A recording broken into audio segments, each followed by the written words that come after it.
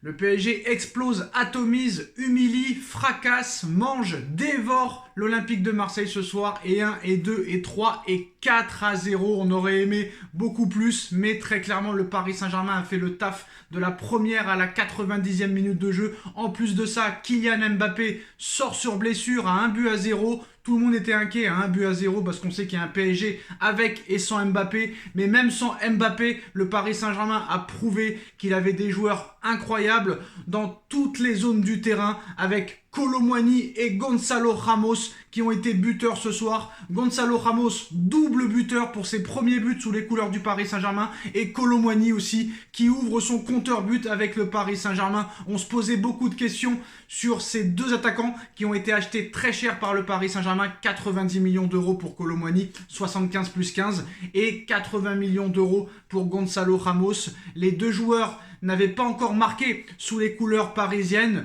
et quoi de mieux que d'ouvrir son compteur but face à l'ennemi juré, l'Olympique de Marseille. Le Paris Saint-Germain prouve encore une fois ce soir qu'il est le meilleur club français de l'histoire, j'ai pas peur de le dire. Le Paris Saint-Germain éteint Marseille depuis plus de 15 ans maintenant. Pendant 15 ans, on leur a fait la misère. Même à l'époque, on leur faisait la misère. Même en 2004, entre 2002 et 2004, on a fait 8 matchs d'affilée en gagnant contre Marseille. On avait appelé ça le Grand 8 à l'époque, entre 2002 et 2004. On est resté invaincu plus de 11 ans au Vélodrome. Plus de 11 ans d'invincibilité ou plus de 12 ans d'invincibilité au Vélodrome. On a battu un record d'invincibilité face à eux. On est le meilleur club français de l'histoire du football. Je sais ce que vous allez me dire. Marseille a la Ligue des Champions et pas Paris. Mais regardez la Ligue des Champions, dans quel contexte elle a été gagnée du côté de Marseille. Tu sortais des poules de Bruges et de Glasgow Rangers pour aller en demi-finale directement. C'était très facile à l'époque. Alors je ne dis pas que c'est non plus facile de battre le Milan en finale, mais quoi qu'il en soit, la Ligue des Champions actuelle est beaucoup plus difficile à gagner que celle qu'a gagnée l'Olympique de Marseille à l'époque. Après, tant mieux pour eux, ils l'ont gagné. Mais quoi qu'il en soit, à l'arrivée, à l'heure où on parle, en 2023, le Paris Saint-Germain, c'est plus de 48 titres. 48 titres, 48 trophées, alors que Marseille en a seulement 27 ou 28. Paris existe seulement depuis 53 ans. Depuis 1970, alors que Marseille existe depuis 124 ans. C'est-à-dire que quand Paris aura 124 ans, on aura plus de 100 trophées. Et là, je pense qu'il se passe réellement quelque chose cette année. Après, je ne vais pas trop parler, je ne vais pas trop m'emballer. Mais là, très clairement, sur ce que je vois, peut-être que même quand Mbappé ne sera pas là, il n'y aura plus de Mbappé dépendance. Dembélé ce soir a été très bon, et en plus de ça, Dembélé ce soir a délivré sa première passe décisive sur le but de Randal Kolo Muani. D'ailleurs, Randal Kolo Muani va à 300 à l'heure sur la passe décisive de Randal Kolo Muani sur Gonzalo Ramos. Randal Kolo Muani lui aussi va à 300 à l'heure. Dembélé va à 400 à l'heure. Mbappé va à 500 à l'heure. Les trois alignés, ça peut être complètement fou. Et là, tu vois qu'en plus de ça, il y a vraiment une profondeur de banc. Même s'il y a un blessé devant, et bah tu peux le remplacer parce que là très clairement tu es bien fourni au niveau du banc, et très clairement ce soir on s'est régalé, et encore mieux l'ennemi juré qui se fait exploser au Parc des Princes. Et là franchement il y a tout pour passer une bonne soirée. On a été supérieur dans tous les domaines, et ça fait très très longtemps. Ce soir Paris a été plus impressionnant que contre le Borussia Dortmund. Alors c'est vrai que c'était un Marseille assez faible, Marseille est en pleine crise, l'entraîneur vient de démissionner. Voilà, c'est la crise, ils ont joué jeudi soir, on avait 48 heures de plus de récupération, mais là franchement ce soir on a été très clairement au-dessus de fond en comble. De A à Z, on a été supérieur dans tous les domaines, supérieur de bout en bout, et on s'est adjugé cette victoire dans ce 106e Classico grâce au doublé de Gonzalo Ramos, au premier but de Randal Kolo Muani qui est aussi passeur décisif sur le but de Ramos. Dembélé, première passe décisive aussi. On remonte sur le podium et là très clairement ça fait plaisir. Le seul point négatif de cette rencontre, c'est la blessure de Kylian Mbappé en première période. Alors on ne sait pas si c'est grave ou pas pour l'instant, parce que là on est à chaud sur le match, mais très clairement moi j'ai tout aimé. Et en plus de ça, deuxième match consécutif, deuxième match d'affilée sans prendre de but, deuxième clean sheet d'affilée. Je crois que ça fait plus d'1 an et demi que ça n'est pas arrivé. Et ça, c'est à mettre en considération, c'est à analyser et c'est à notifier. Et vraiment, ça fait un énorme plaisir de faire 2 matchs sans prendre de but. Et moi, surtout, ce qui m'a plu, c'est que la blessure et la sortie de Kylian Mbappé n'a eu aucun impact sur le jeu et l'efficacité du Paris Saint-Germain. Encore mieux, j'ai trouvé que Paris a beaucoup mieux joué quand Mbappé est sorti. Après, je ne dis pas que Mbappé doit aller sur le banc, loin de là. Mais franchement, j'ai vu quelque chose vraiment qui m'a plu ce soir. J'ai vu de la collectivité. Et là, très clairement, ça fait énormément plaisir. Honnêtement, énormément plaisir. Je pense que personne n'a sa place de titulaire garantie. Le Paris Saint-Germain ce soir a prouvé que même sans Mbappé, il pouvait s'en sortir. Après voilà, on va pas se mentir, c'est une belle soirée ce soir. Voilà, belle soirée et belle soirée des premières surtout. Gonzalo Ramos, nouvelle recrue, premier but aujourd'hui, premier doublé ce soir. Randal Kolo Muani, premier but au Paris Saint-Germain. Une passe décisive. Gonzalo Ramos, ses 2 premiers buts au PSG. Ousmane Dembélé qui délivre sa première passe décisive au Paris Saint-Germain. Franchement, remarquable. Voilà, ce soir, ce qui s'est passé, c'est remarquable. Maintenant, la question qu'on se pose, est-ce que ça va durer sur le long terme? Est-ce que ça va être sur la durée? C'est ça la question qu'on se pose. Mais je sens quelque chose de différent. Même dans la grinta de Luis Enrique, il fait les changements au bon moment. Il prend des initiatives, il essaye de changer des choses. Il a un bon discours et ça fait plaisir. Maintenant, on est qu'au mois de septembre. Ça fait seulement presque 2 mois que ça a repris. Donc voilà, on va attendre. Luis Enrique en plus souhaitait vivement la venue de Bradley Barcola, qui a fait un match assez décevant quand même. Tout au long du mercato, il le voulait, son profil lui plaisait tout particulièrement.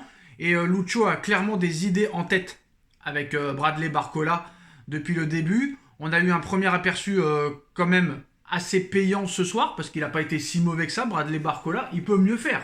Moi, j'étais un petit peu déçu, mais j'ai trouvé que dans certaines phases de jeu, il a été franchement intéressant, Bradley. Mais j'en attends encore plus. Honnêtement, j'en attends encore beaucoup plus de Bradley.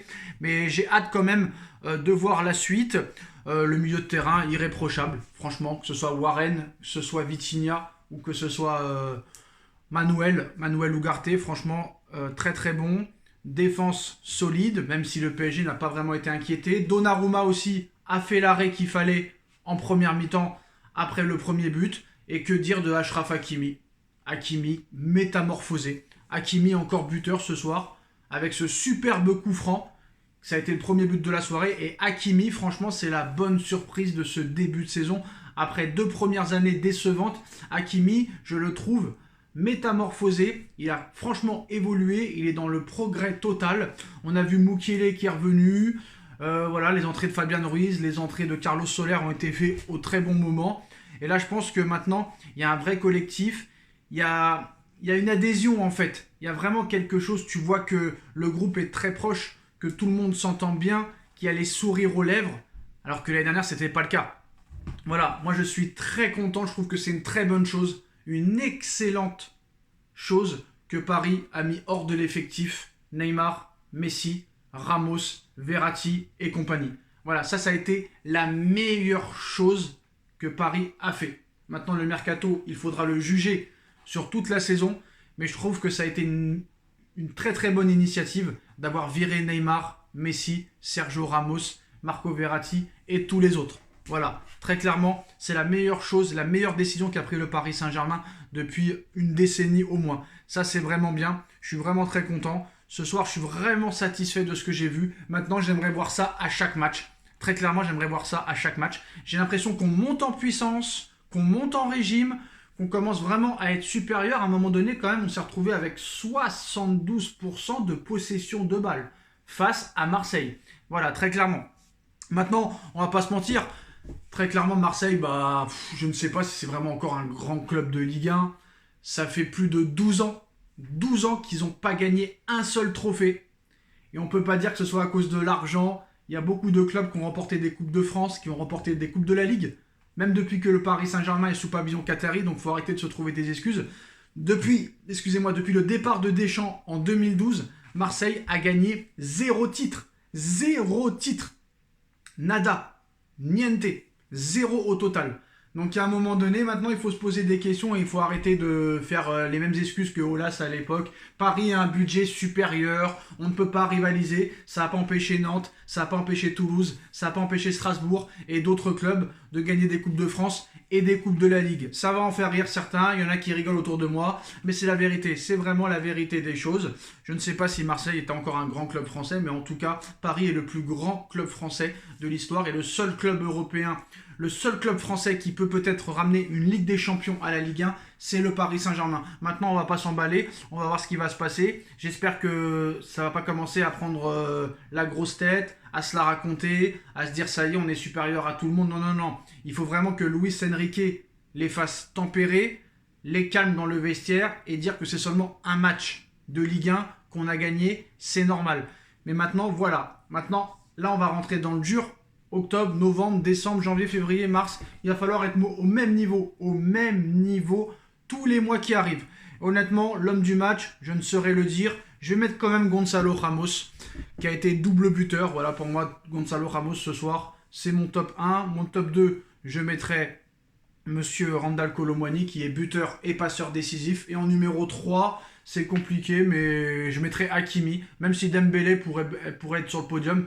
Moi, Hakimi, j'aime beaucoup depuis le début de saison. Franchement, il est formidable, il est remarquable, il est incroyable et j'espère qu'il va rester à ce niveau-là toute la saison. Donc franchement, voilà, j'ai vu un très très bon Paris Saint-Germain.